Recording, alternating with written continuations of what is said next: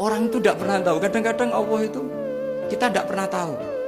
Andai kan boleh dibahasakan, kita tidak pernah tahu cara berpikir Tuhan. Jadi Allah itu zat yang mau, ya itu tadi otoritasnya penuh. Makanya saya pernah cerita di mana-mana, di kitab-kitab yang saya baca itu ada 2 orang yang ahli neraka, sudah di neraka. Ini sekaligus ijazah, saya ulang lagi sekaligus ijazah, bisa dipraktekkan nanti itu. Setelah itu 2 orang ini dipanggil ke surga sama Allah. Allah itu tanyanya ya aneh, enak di neraka, ya udah enak di neraka. Ya gak enak di neraka kok ditanya enak enggak, ya gak enak. Ya sudah kembali lagi ke neraka, lari kencang-kencang, lari menuju neraka, lari. Sama Allah dipanggil lagi, loh kenapa kamu semangat? Ya Allah, saya ini kapok, saya ini trauma. Dulu ketika engkau perintah, saya ini lelet sekali. Disuruh sholat lelet, disuruh zakat lelet. Maka ini dengan perintah saya semangat supaya nggak ngulang kesalahan yang sama. Akhirnya sama Allah dipanggil, ya sudah di surga aja, di surga.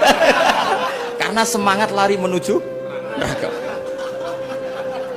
Maka ini ijazah nanti kalau di mahsyar ya, kamu dipanggil, ayo masuk neraka, harus apa? Semangat, semangat, harus semangat. Oke Gusti, semangat. Lah repotnya kalau nggak dipanggil lagi. Akhirnya barokahnya semangat itu dia di surga.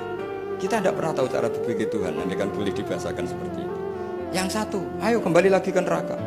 Tolah itu, jalan noleh lagi. Sampai itu gak semangat noleh lagi. Terus ditanya sama, kenapa kamu tolah gitu?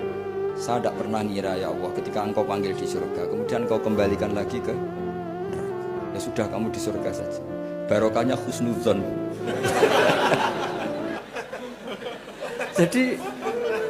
Jadi Tuhan itu unik.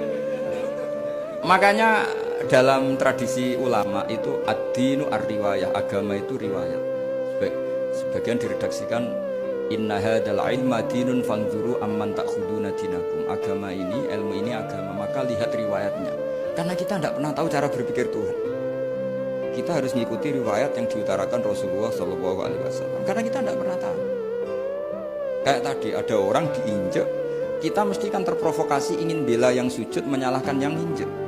Tapi ketika yang sujud mencatut nama Tuhan, Allah tidak akan memaafkan kamu. Itu Tuhan tersinggung karena sifatnya direduksi satu, diambil satu, disembunyikan satu. Loh, ada kan dia begini mungkin malah Allah maklumi. Saya tidak akan maafkan kamu. Enggak apa-apa Allah, kan saya.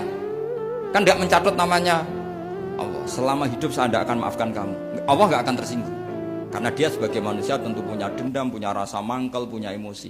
Tapi kalau ketika bilang Allah tidak akan maafkan kamu, berarti dia mencatut statusnya Allah. Dan Allah disifatkan hanya satu dari sifatnya Allah, yaitu hanya sifat menyiksa. Padahal Allah punya sifat memaafkan.